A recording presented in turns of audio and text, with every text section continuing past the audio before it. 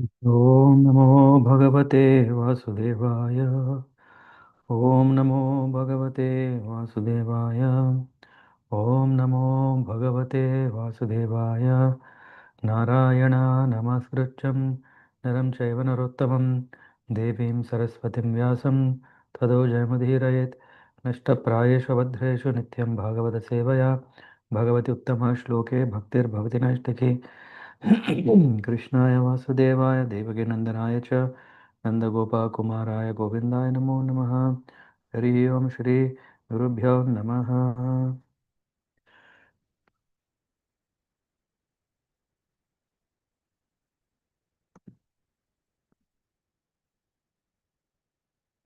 Reading from Srimad Bhagavatam, Canto 4, Chapter 13, The Descendants of Dhruva Maharaj.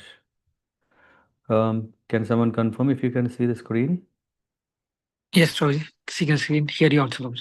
Okay, thank you. Maitre Uvacha Angosvamedham Rajarshir Ajahara Mahakrutum नाजग्मुर्देवता तस्मिन् आहूता ब्रह्मवादिभिः. Shri Maitreya replied, "My dear Vidura, once the great king Anga arranged to perform the great sacrifice known as Ashwamedha.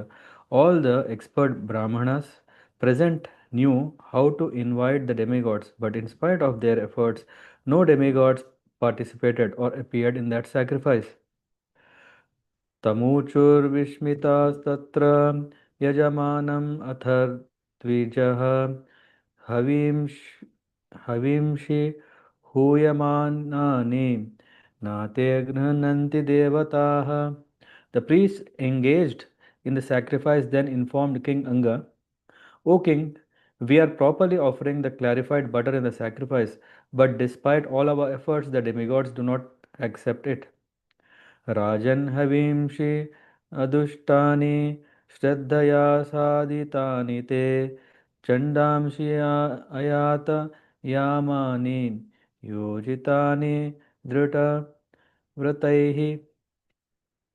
O king, we know that the paraphernalia to perform the sacrifice is well collected by you with great faith and care and is not polluted.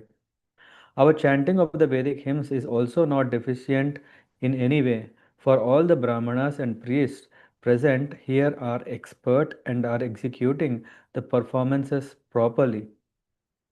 न विदामेह देवानां हेळनं वयम् अन्वपि यन्न गृह्णन्ति भागान् स्वान् ये देवाः कर्मसाक्षिणः.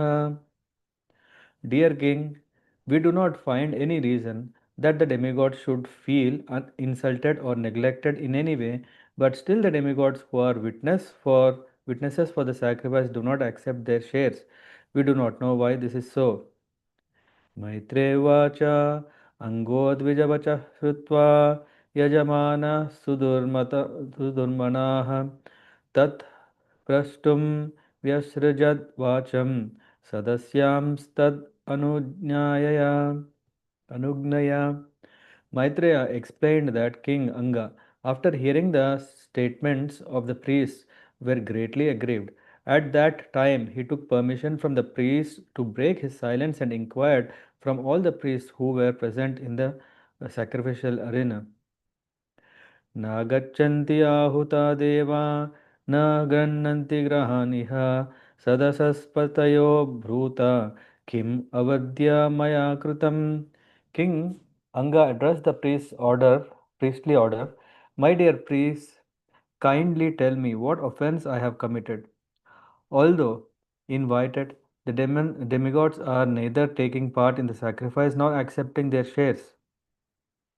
Tadasaspataya ऊचुः नरदेवः भवतो नाग्नं तावन्मनाक् स्थितम् अस्त्येकं प्राक् sorry हस्त्येकं प्राक्तनम् अघं यद् इहेदृक्त्वं अप्रजः.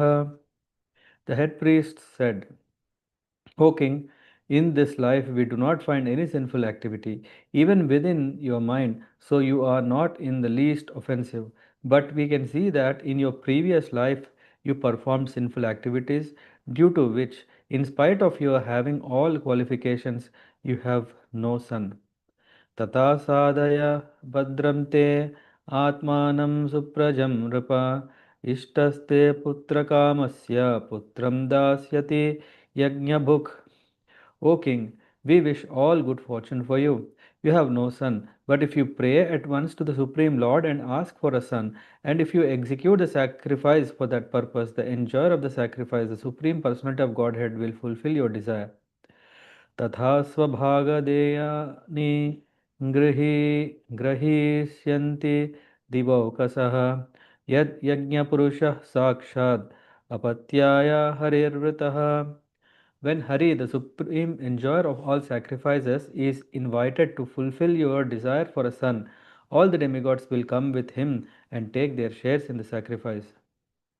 तांस्तान् कामान् हरिर्दध्यात् यान् यान् कामयते जनः आराधितो यथैवैष तथा पुंसां फलोदयः. The performers of the sacrifices under karmakanda activities achieve the fulfillment of the desire for which he worships the Lord. इति व्यवसिता विप्रास्तस्य राज्ञा प्रजातये पुरोदाशं निरवपन् शिपि विष्ठाय विष्णवे. Thus, for the sake of a son for King Anga, they decided to offer oblations to Lord Vishnu, who is situated in the hearts of all living entities. तस्मात् पुरुष उत्थस्थो हेममाली अमलाम्बरः हिरण्मयेन पात्रेण सिद्धम् आदाय पायसम्. As soon as the oblation was offered in the fire, a person appeared from the fire altar wearing a golden garland and a white dress. He was carrying a golden pot filled with rice boiled in milk. स विप्रानुमतो राजा गृहीत्वाञ्जलिन् अञ्जलिन् अनौदयनं. Let me second.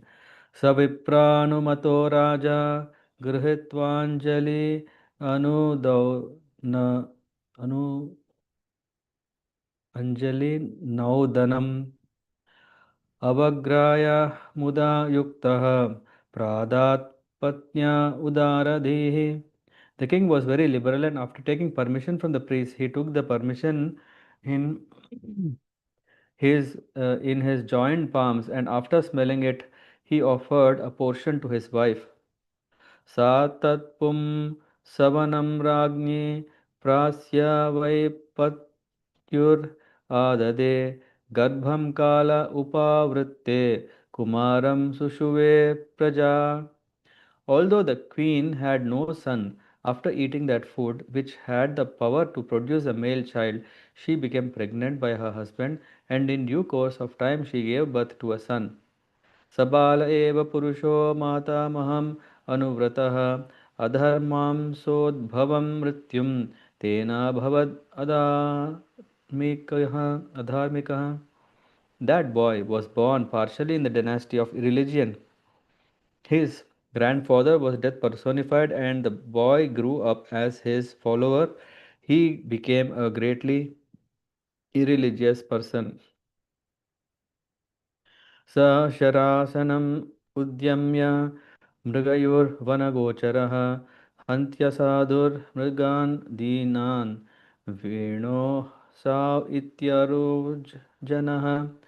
After fixing his bow and arrow, the cruel boy used to go to the forest and unnecessarily kill innocent deer, and as soon as he came, all the people would cry, "Here comes cruel Veena! Here comes cruel Veena!" आक्रीडे क्रीडतो बालान् वयस्यान् अतिदारुणः प्रस् प्रसह्य निरनुक्रोश पशुमारम् अमारयत्. The boy was so cruel that while playing with young boys of his age, he would kill them very mercilessly, as if they were animals meant for slaughter. तं विचक्ष्य खलं पुत्रं शासनैर्विविधैर्नृपः यदा न शासितुं कल्पो वृषम् आसीत् सुदुर्मनाः.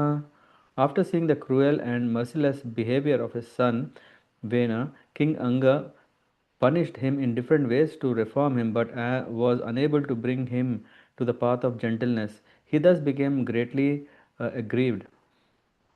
प्रायेणाभ्यर् प्रायेणाभ्यर्चितो देवो ये प्रजाग्रहमेदिनः कदपत्यव्रतं दुःखं येन विन्दन्ति दुर्भरम्. The king thought to himself, persons who have no son are certainly fortunate. They must have worshipped the Lord in their previous lives so that they would not have to suffer the unbearable unhappiness caused by a bad son. यतः पापीयसी कीर्तिरधर्मश्च महान् नृणान् यतो विरोधः सर्वेषां यथा आदिरनन्तकः. A sinful son causes a person's reputation to vanish. His irreligious activities at home cause irreligion and quarrel among everyone, and this creates only endless anxiety. कस्तं प्रजापदेशं वै मोहबन्धनमात्मनः पण्डितो बहुमन्येत यत् अर्थः क्लेशदाग्रहा. Who, if he is considerate and intelligent, would desire such a worthless son? Such a son is nothing but a bond of illusion and for the living entity, and he makes one's home miserable.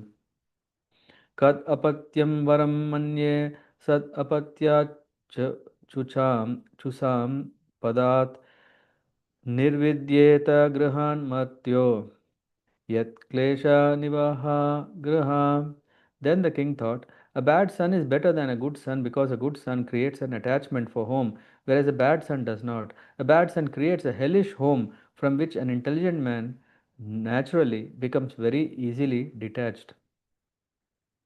एवं स निर्विण्णमना नृपगृहान् निशीत उत्थाय महोदयोदयात् अलब्धनिद्रो अनुपलक्षितो नृभिर्हित्वा गतो win हिता हित्वा gato vena suvam prasuptam. Thinking like that, King Anga could not sleep at night. He became completely indifferent to household life. Once, therefore, in the death of night, he got up from the bed and left Vena's mother, his wife, who was sleeping deeply. He gave up all attraction for his greatly opulent kingdom, and unseen by anyone, he very silently gave up his home and opulence and proceeded towards the forest. विज्ञाननिर्विद्यगतः पतिं प्रजा पुरोहितामात्य सुहृद्गणादयः उर्व्याम् अतिशोककातर कातरा यथा निगूढं पुरुषं कुयोगिनः. When it was understood that the king had indifferently left home, all the citizens, priests, ministers, friends, and people in general were greatly aggrieved. They began to search for him all over the world, just as a less experienced mystic searched out the super soul within himself. अलक्षयन्तः पदवीं प्रजापतेर्हतोद्यमान प्रत्यपर्त्यते पुरीं ऋणीं समेतान् अभिवन्द्य शाश्वतो न्यवेदयन् पौरवभर्तविप्लवम्. When the citizens could not find any trace of the king after searching for him everywhere, they were very disappointed and they returned to the city, where all the great sages of the country assembled because of the king's absence. With tears in their eyes, the citizens offered respectful obeisances and informed the sages in full detail that they were unable to find the king anywhere. Yeah, here ends this chapter 13 in the fourth canto entitled The Description of the Descendants of Dhruva Maharaj. Hare Krishna. Yeah, this part of the chapter gives us quite some lessons, referring back to 24th verse. Yeah, it was that Vidura requested Maitreya My dear Brahmana, you are well conversant with all subjects, both past and future. Therefore, I wish to hear from you. And in the purport, Prabhupada is mentioning Vidura accepted Maitreya as a spiritual master. And what are the three qualities that are required? One is the process of receiving knowledge from spiritual master entails submission, inquiry, and service. So when these three things are there, then our life is successful. And Maitreya here is saying, my dear Vidura, King Anga arranged to perform great sacrifice known as Ashwamedha. We know Ashwamedha Yajna, that's what he did. And as part of that, all the expert Brahmanas present knew how to invite the demigods. So the Brahmanas who were present there, who were the Ritviks, they were expert Ritviks, and they had no fault in their process, their way of invoking the fire and inviting. But what is happening is that demigods, all the experts knew how to invite the demigods, but in spite of their efforts, no demigods participated or appeared in the sacrifice. Prabhupada writes in the purport, the demigods used to participate in such sacrifices, and animal sacrifices, the sacrificed in such performance, were reincarnated with new life. This is, I think we usually come across that whenever there is yajna and whenever there is animal sacrifice, there is this important point. It's not cruelty, it's not non-violent, it's not violence. Formerly, the Brahmanas, well conversant in Vedic mantras, could show the potency of the mantras. But in this age, because there are no such Brahmanas, all such sacrifices are forbidden. In fact, that is the reason we have doubt. In fact, that is the reason we have no faith in the power of mantra. We think, oh, mantras, do they really have the power? And yeah, then we may think japa is some mechanical act, or just as a formality, or even not a formality, or something, just some words or some letters together. Huh? It is, and in the sacrifice in which the horses were offered were called Ashwamedha. Sometimes cows were sacrificed, which are called Gavalamba, not for eating purpose, but to give them new life in order to show the potency of the mantra. In this age, therefore, the only practical yajna is Sankirtan yajna, or chanting of the Hare Krishna mantra 24 hours a day, in the purport. And it goes further, and then he says, O king, we know that the paraphernalia to perform the sacrifice is well collected by you with great faith and care, and is not polluted. Our chanting is also not deficient in any way. Huh? For all the brahmanas and priests present here are expert and executing the performances properly. So in the purport, Prabhupada mentions that it is the practice of Brahmanas conversant with the science to pronounce a Vedic mantra in the right accent. This is very important. If you see, still there are so many schools which are teaching when it comes especially to mantras. Yeah, of course, if it is a what do you call this? Spoken Sanskrit, that is a different thing. Here we are talking about really mantras, and the combination of mantra and Sanskrit words must be chanted with the right pronunciation, otherwise, it will not be successful. In this age, the Brahmanas are neither well versed in Sanskrit language nor very pure in practical life. Both are needed. But by chanting the Hare Krishna mantra, this is what Prabhupada, but by chanting Hare Krishna mantra, one can attain the highest benefit of sacrificial performances. Even if the Hare Krishna mantra is not chanted properly, it is still has so much potency that the chanter gains the effect.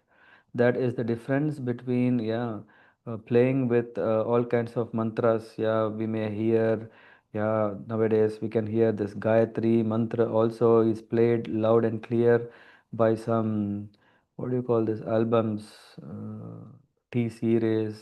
I mean, anyway, so many who have then nice singers who are also very nicely devotionally reciting openly. But yeah, yeah, one should be very careful. Yeah, and it's not just that if one can perfectly pronounce, it is also one should have a practical life or spiritual life that should be there, and that can come only when one is hearing to the spiritual master and one is receiving the mantra from the spiritual master.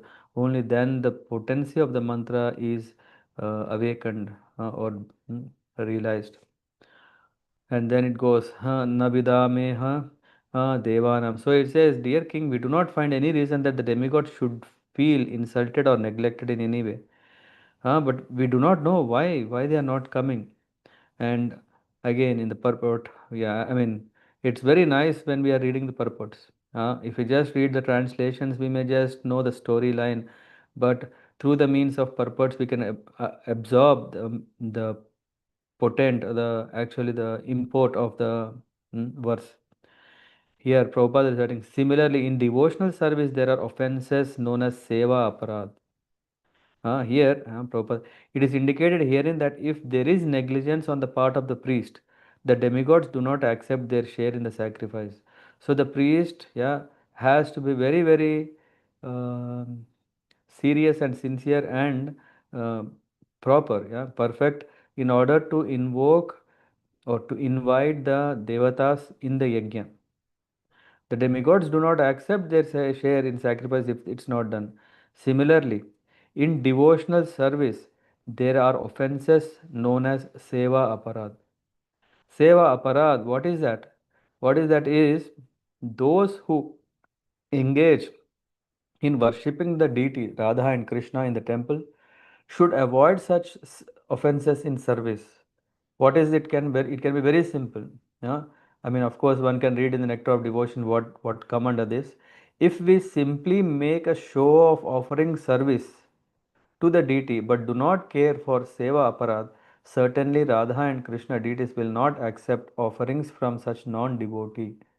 Devotees engaged in temple worship should therefore not manufacture their own methods but should strictly follow the regulative principles of cleanliness, and then offerings will be accepted. Yeah. Going further, so Maitreya is explained, and then Maitreya explained that King Anga, after hearing this statement, he became very silent, and after that, at that time, he took permission from the priest to break his silence and inquired from all the priests why it's happening. He is asking, kindly tell me what offense I have committed. Although invited, the demigods are not taking part in the sacrifice. Is it because of me? Hmm. He's asking, the head priests. Then they said, O king, in this life we don't find any fault in you. But uh, we can see that in your previous life you performed sinful activities, due to which, in spite of your having all qualifications, you have no son. So here, this helps us to be very responsible in our present life. The acts that we do in this life helps us to advance if we do properly, if we do mm, um, the acts, yeah, the activities that we do are correct, proper.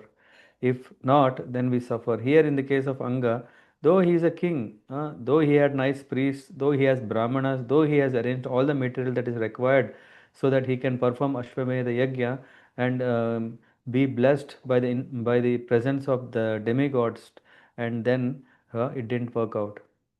Uh, in fact, in the purport, Prabhupada is saying the purpose of marrying is to beget a son, because a son is necessary to deliver his father and forefathers from any hellish conditional life in which they may be. Chanakya Pandit therefore says, Putrahinam graham shunyam. Without a son, married life is simply abominable. King Anga was very pious king in his life, but because of his previous sinful activity, he could not get a son. It is concluded, therefore, that if a person does not get a son, it is due to his past sinful life. Of course, this is one conclusion. Of course, Prabhupada is writing, and then we will go further.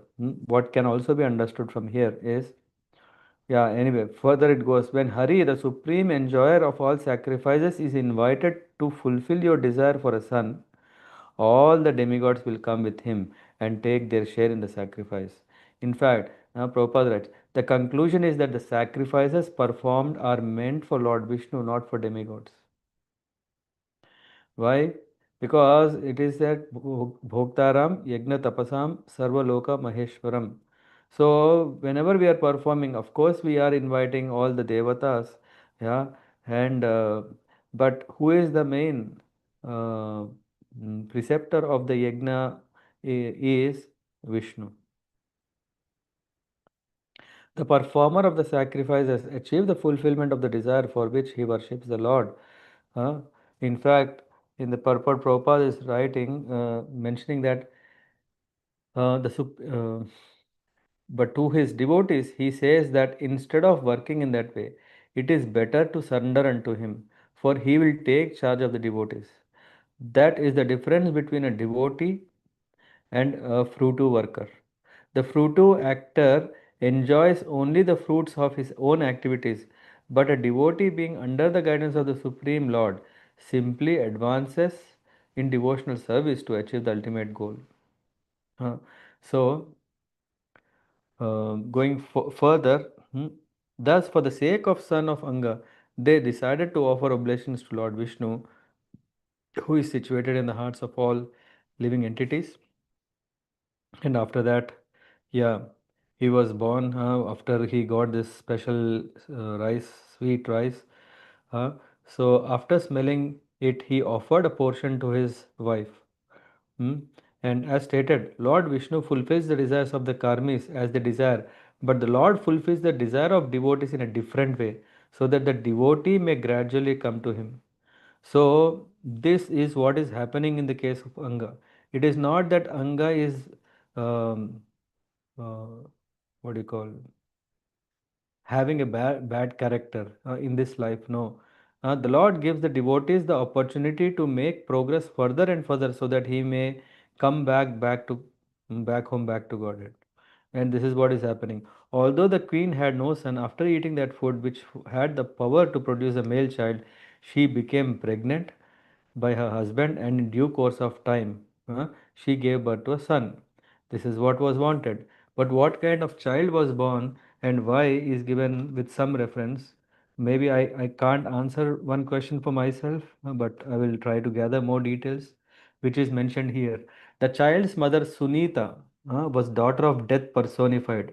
Uh, so this death personified, Mrityutena, um, she is the daughter. She is the daughter of death personified, Mrityu. Hmm? Generally, the daughter receives the qualifications of her father, and the son acquires those of the mother. So, according to this axiomatic truth, what happened here is the qualities of Vena were coming from his mother.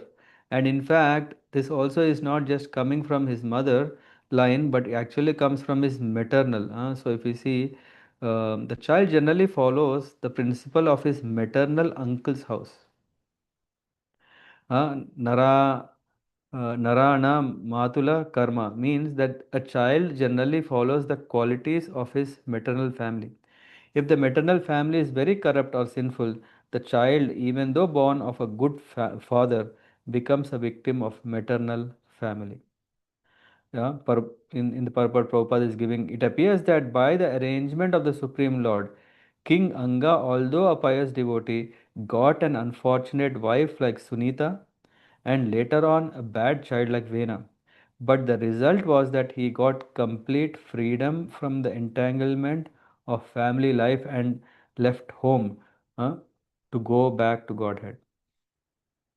So, as I was mentioning, yeah, the purpose of a married life is to beget a son. If not, then it's not successful.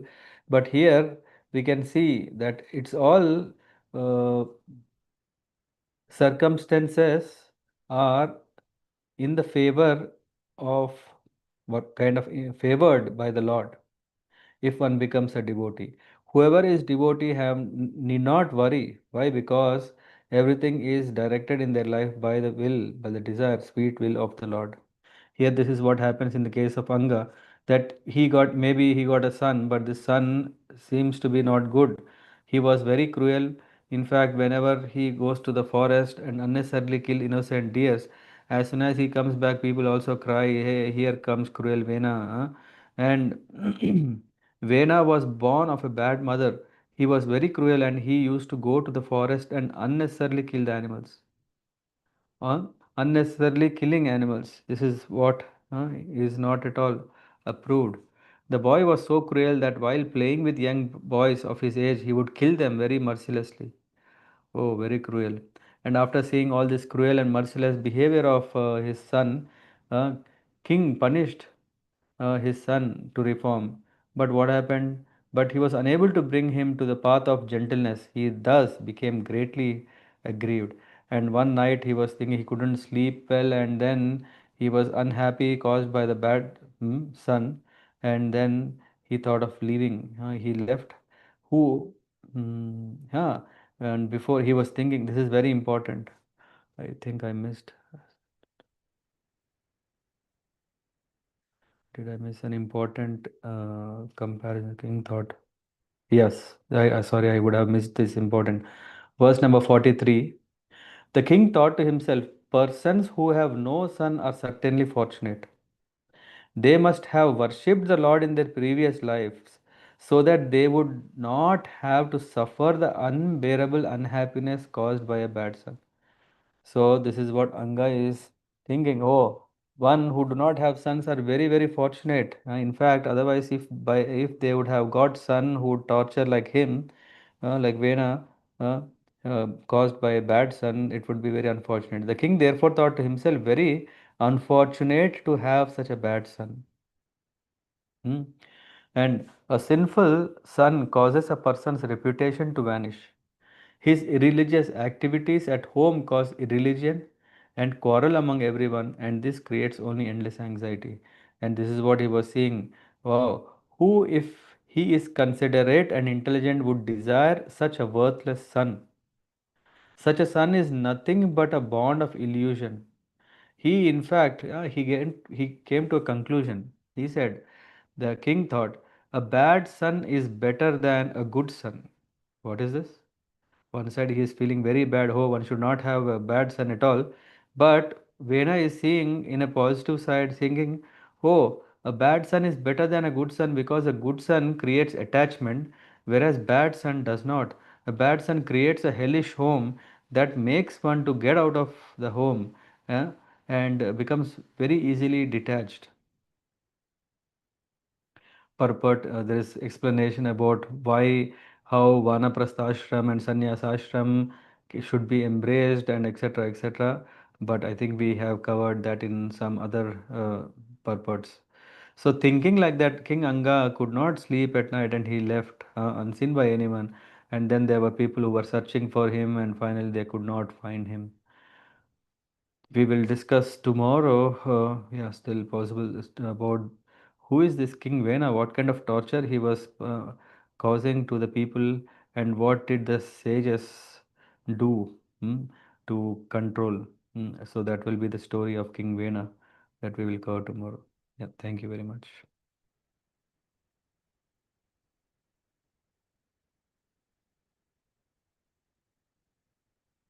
Okay. One question, I mean, I don't know if you have got, but yeah, usually when we see Yamaraj is considered a devotee and he is called death personified. I don't know which Mrityu that is mentioned here. I need to refer if Yamaraj had a daughter whose name is Sunita, or are we referring some other personality here? I don't know. I need to check, but if someone knows, we may throw some light here.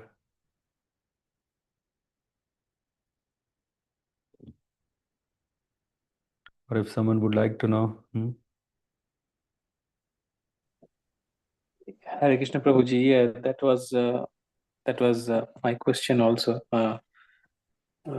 Even initially, I was thinking Mittu as Yamaraj also, but Yeah, I thought, I but think yeah, there is this. in the part, Hmm. yeah, in the purport it was saying it is Mittu means it's Asuric. So, Yeah, yeah, yeah, yeah. so Yamaraj So, was not Asuric. yeah, that's why. And at least in the purports also, there is no mention about Yamaraj.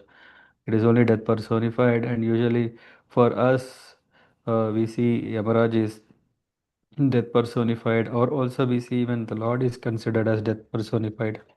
So, sorry, I need to find out from someone who is referred here.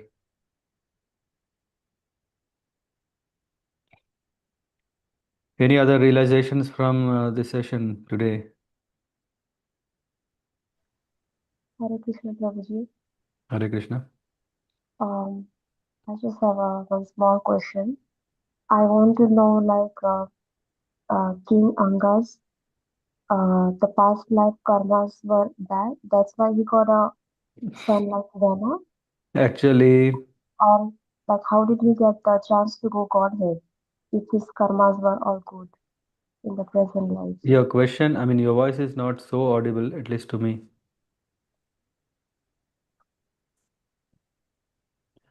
Did others get it? Hare Krishna Prabhuji, can you hear me now? Yeah, now very clear. Am I audible? Yes, we can hear you now.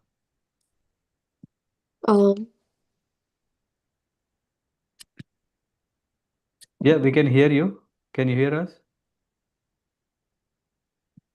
Sorry Prabhuji for the inconvenience. So my question was regarding King Anga. So King Anga's present karmas were good, but did he get a son like Vena because his past life karmas were bad? I want to know how did he get a chance to go back to the Godhead? He didn't go. He didn't go back to Godhead yet. So he Okay. just left home. Not he left to the spiritual home. He left home. Actually, there is some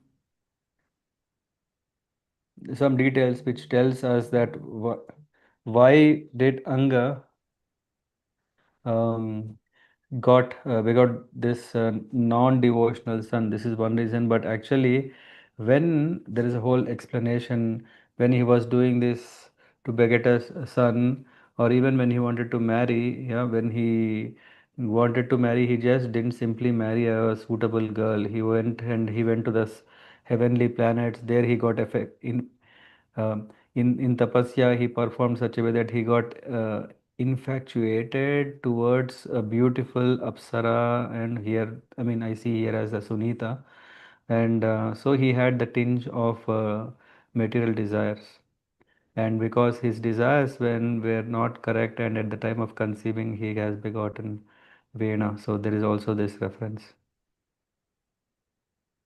Yep. Okay, Prabhuji. Okay. Yep.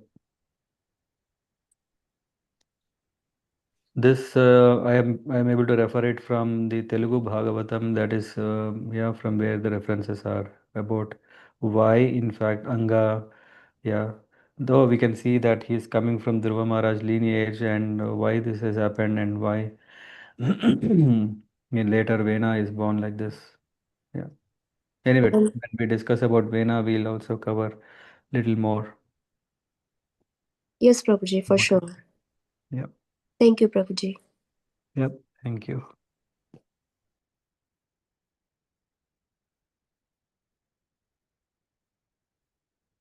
Okay, then thank you very much. Have a nice evening and see you tomorrow. Vanchakalpatarabhyascha kripa sindhubhyev cha patitanam pavanebhyo vaishnavebhyo namo namaha. Grandhara Srimad Bhagavatam ki jai. Srila Prabhupada ki jai. Hare Krishna.